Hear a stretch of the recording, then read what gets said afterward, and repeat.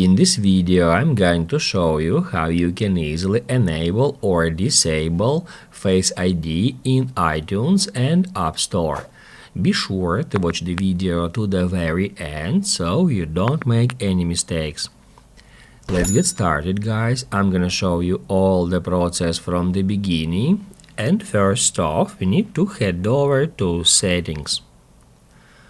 On Settings, scroll down until you find Face ID and passcode. It will ask you to enter your device's passcode to get access to that settings. And once it is done, you will be taken to Face ID and passcode settings, where you can easily find iTunes and App Store.